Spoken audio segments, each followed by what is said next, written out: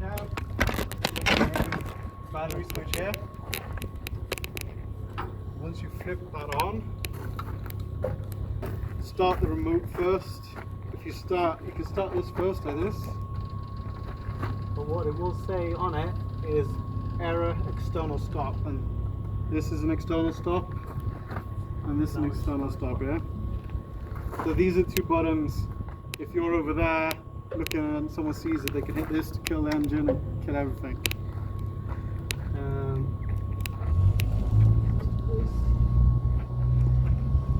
This one's pretty simple. Turn the knob till it clicks up.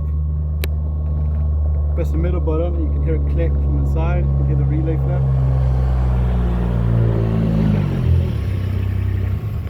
Perfect. And when you click that, you hear the relay in there and it will come up. Okay. And it is.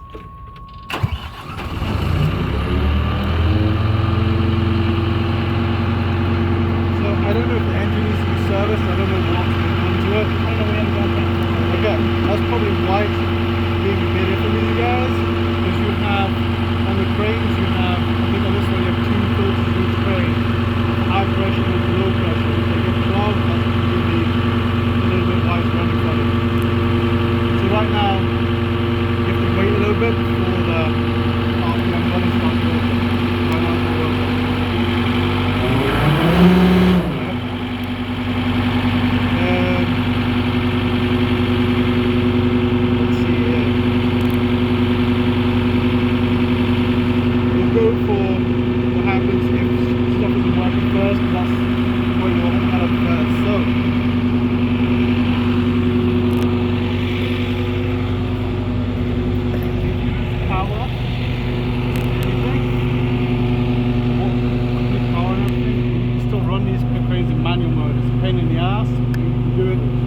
Safe or finish off what you're doing.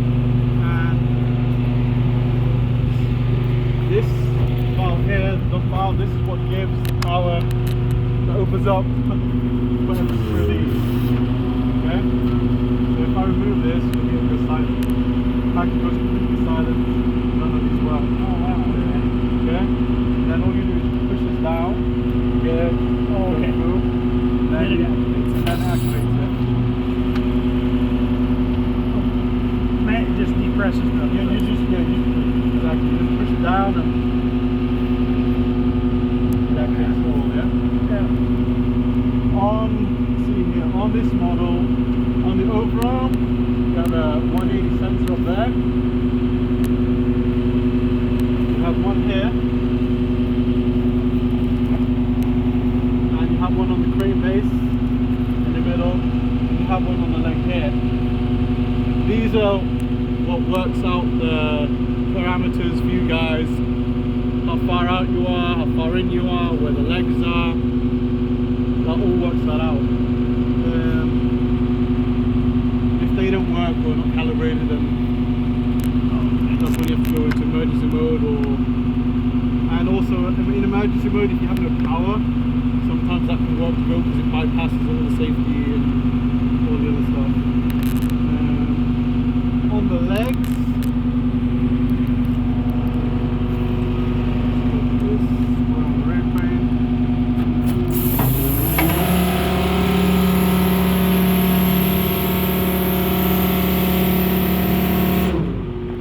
these holes get counted, so the system knows how far out you are, so you can follow the load chart that's on here. So with that leg all the way out, load goes to standard. Your 17,000 pounds on this one. So with that maxed out.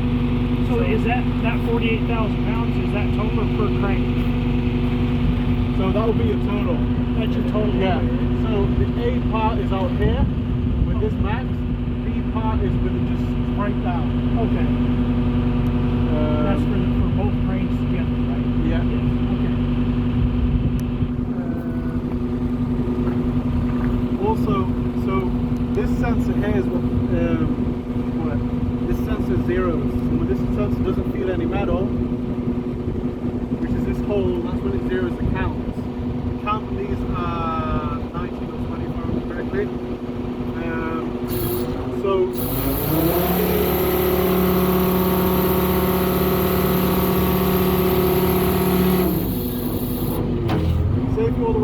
service. You got your leg down, everything is good. So with leg down, here you see that there's a gap. So right now, I'm complete that gap, and then it comes up on the radio here. It says, okay, leg down. You can do that for both front and rear. So it will tell you when everything's working completely. And You're on ground solid. yeah, you're on your ground solid completely. And you can see on the computer in here,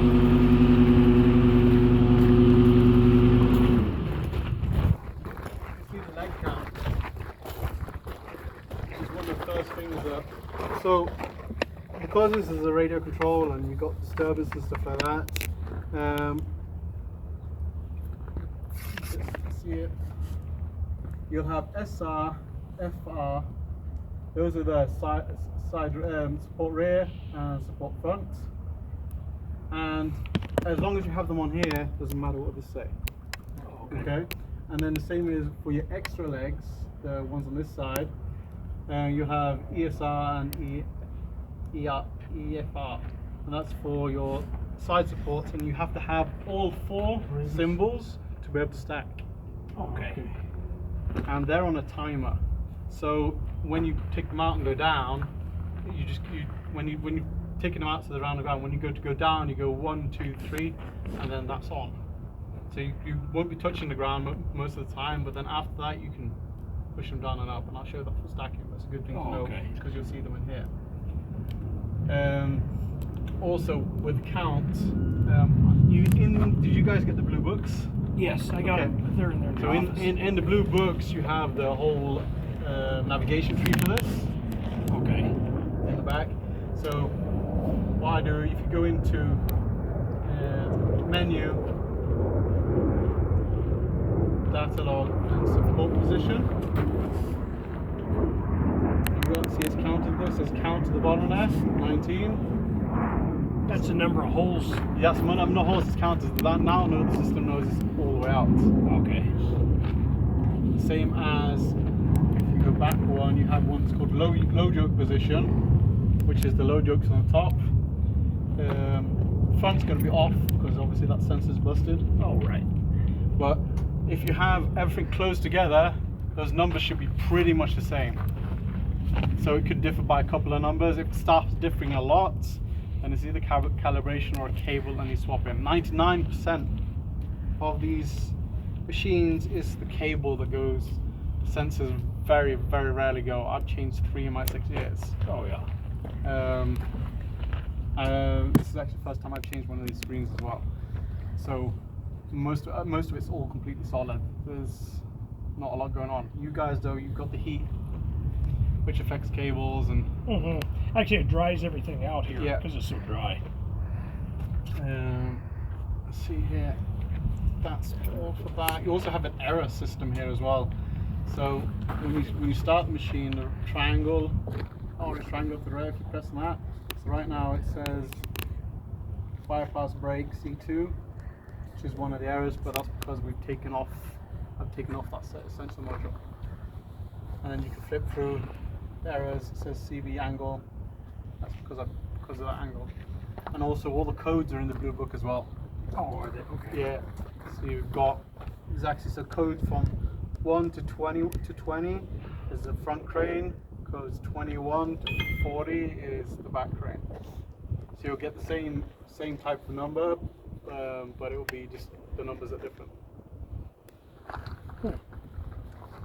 Which is pretty nice. Very, very nice and simple system.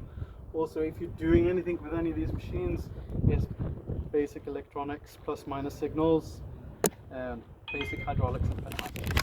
It's as simple as we could possibly make the stuff. So if you've got a mechanic that knows how to fault find, this stuff is a piece of cake. So it's all basic. Yeah, nothing goes to ground or any of that. No. No reference None voltage. of our components are grounded to the chassis. Oh, okay. So it's all completely isolated. Oh, yeah. The only thing that's grounded to the chassis are the American lights, because they like putting grounding their lights and stuff to the chassis. That's the only thing that is grounded to the chassis. Oh, So technically you can remove that ground and you can weld on anything, oh yeah.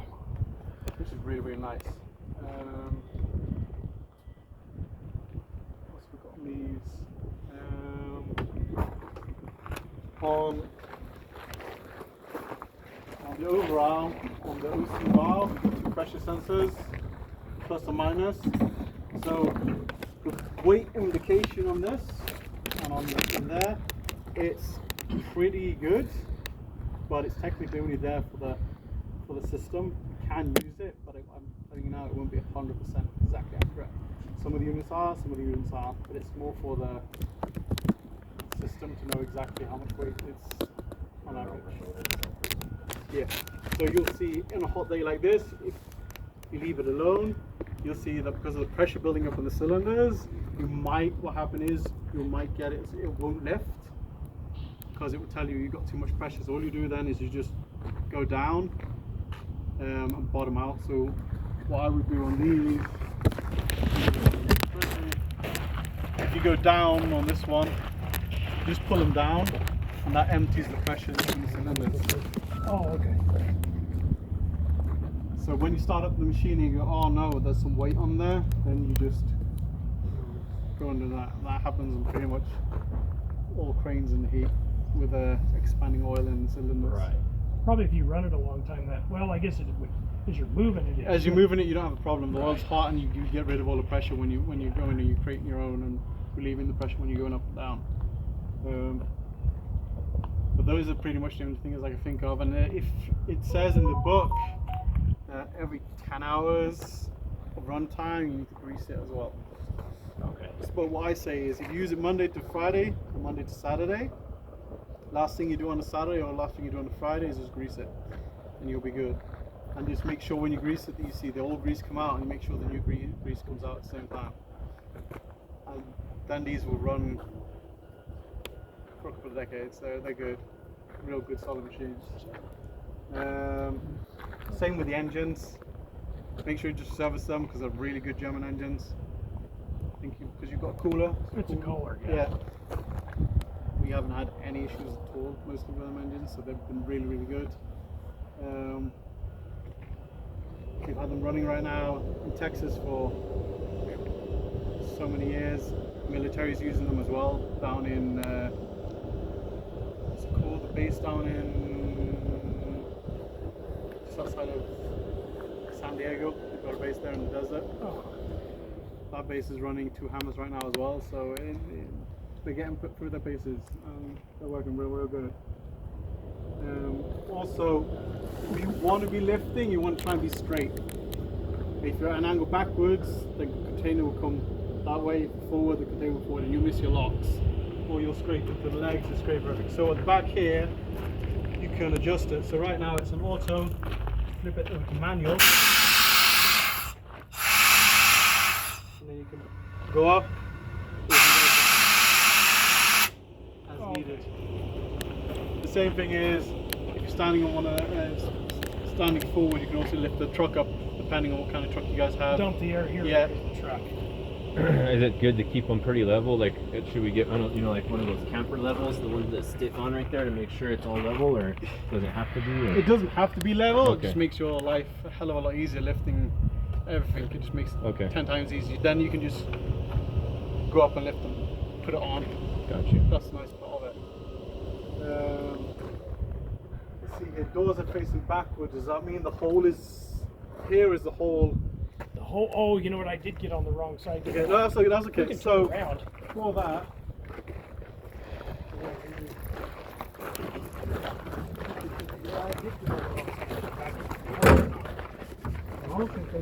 so most of the people I know the same way, huh? that run their hammers, they do a lot of 40s. Spacers. They use these pretty much 24/7. They don't take them off. Okay. As long as you don't have any really weird height restrictions, you should be good. But most of the guys I know that run lots of 40s, they just leave these on. There's no point in moving them at all. The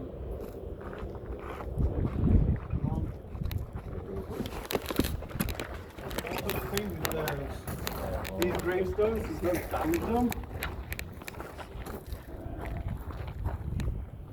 We could just leave those on there then. Yeah, I would think so. Yeah, I would.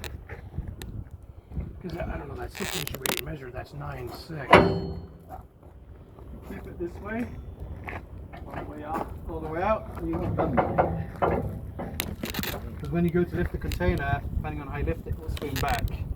If you have it too close, then you just keep on bending them. So my suggestion I give everyone is just keep them like this.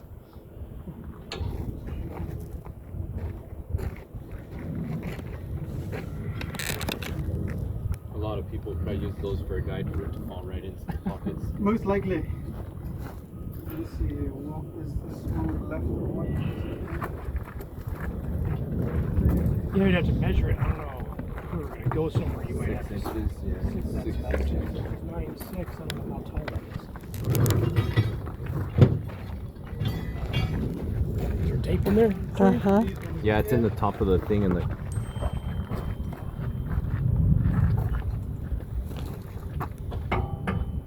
So there's a left and a right or a front. That's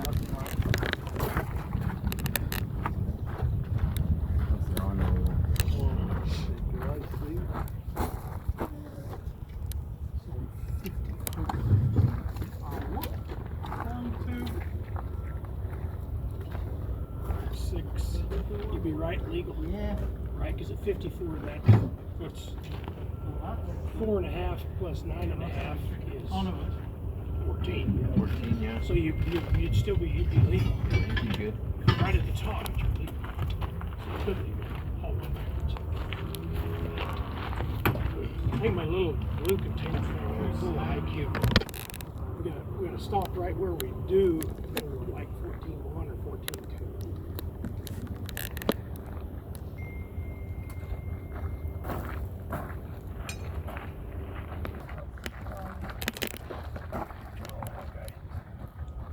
Oh yeah, they scuffed it. This one. Yeah, this is the bit.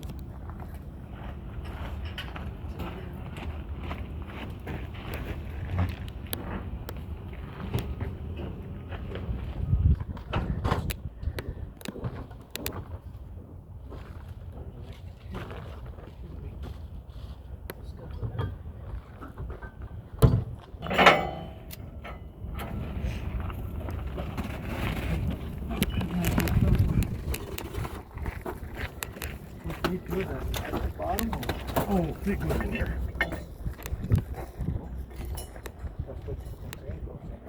And then this must pin it on. Yes, yeah. Yeah, that's what pins it on here. Yeah, so when you put your container on, this goes through and then locks down.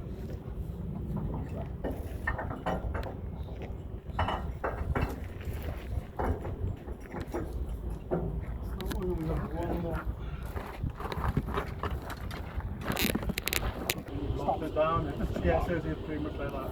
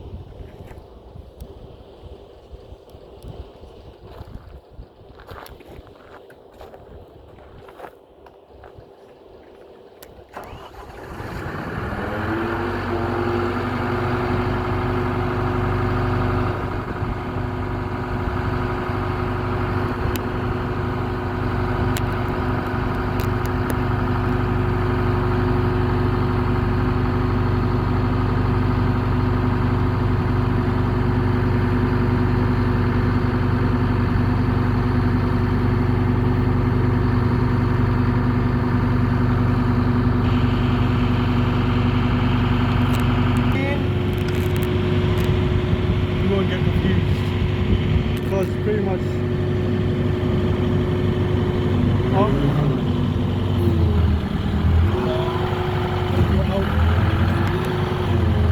what we just done behind right there. That's it. Same works for the legs. So this is for the legs on the left hand side, so your outriggers. This is for the crane itself. Then you have your 20 and 40 foot, which is there. Your extra outriggers on this side. That's out, this is up and down. And then you also have, say if you pick it up in a funny way or you feel something's off, you can always turn the cranes off and work them individually as well, and not just the same. So it's kind of nice when if you pick it up in tilts, pick one up and then you just pick them all up in once and you can fix it all. When standing behind,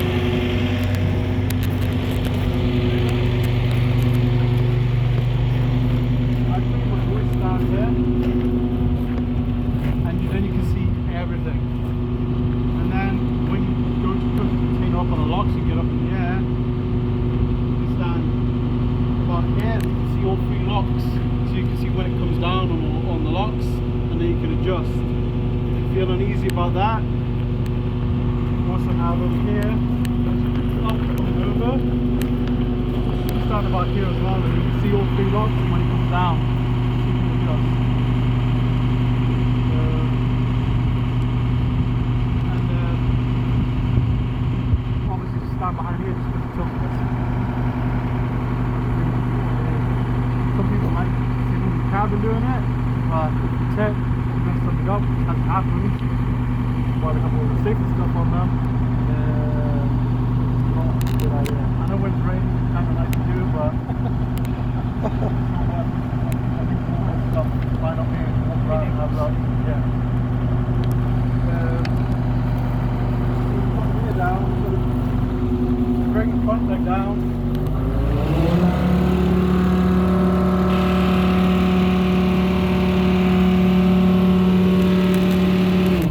Two speeds, you got slow and then you got fast. So what I always suggest is that just do everything slow. If you do everything fast and you mess up and you have to fix it, then you wasted that time with the fast speed anyways. And also now, so when you go down, you stand here and look, you'll see when it touches the ground, and then also when it closes the gap. Front crane will tip a little bit. She's there.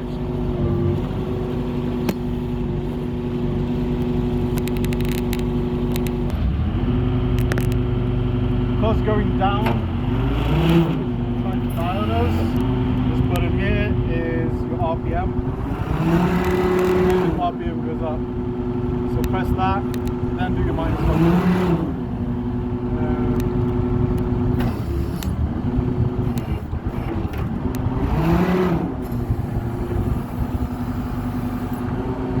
Going out, as long as everything's always in sync and you get done everything, you just have to look at the front crane standing here because they copy each other and everything's in sync. Same when you hold your cranes together, if you touch anything, change anything, then just look at the front crane and you'll play basketball and just put them in the pockets and then you don't have to do so much. I know a lot of the roads in the US can be rough. What you can do is you get strap, you strap the front chains because that pocket is a little bit different than the back pockets. Sometimes what they've said is really big bumps, they can come out apparently. Yes, like they said in Great Britain, they drive on the left side of the road. In New Mexico, we drive on what's left of the road. That's like Poland. So old Poland was up.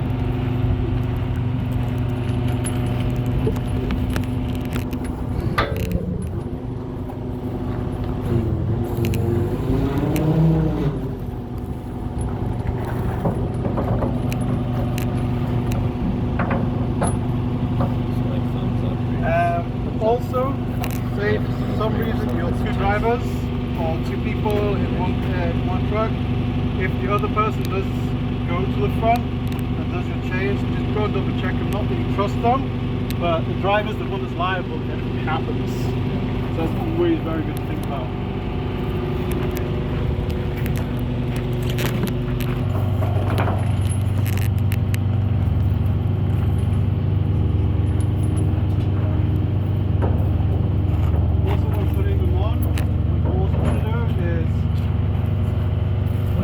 them? grab them and hold them. So you also unpick the chains. Oh yeah, so you don't have a twist in it. What else can I think about right now? And then these need to go on the outside, I guess. Reyes had mentioned it. So if you have a trailer, because I know some of your trailers that you have hook on here, then it's good to put it on the outside. But then as soon as you're done with that, put them on there. Because putting them on the outside, you put way more strain on the chains. You'll wear these out much more, and you'll wear your chains out much more. Yeah, because those chassis, they container chassis, they clip on to this side on the front, they clip on the front, on Yeah. the back. So normally, when you got the trailer out, we'll do both of them to the side. A lot of people don't do that. They'll do the ones at the back normal. That means then you're lifting really weird. So for a move like that, just make it all as stable as possible. It's a lot easier. If you're unsure about the ground, what you can do as well is you can stand here and just tighten the chains if you like. Or once you're done, just go to the back. If you want to tighten the chains, you can. So as long as this doesn't go past this, you can lift yourself to 3,000 pounds. When you go before that, sometimes you might have a container that's a bit longer, and you can lift and drag. Oh yeah, until you get it closer. Until you get it close to be able to lift. I know a lot of people do it. Some people have chain extenders and you pull that one from there to there.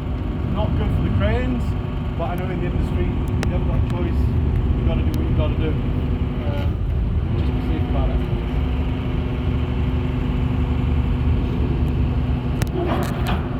Same when lifting up. Keep the load yoke in the middle as much as you can.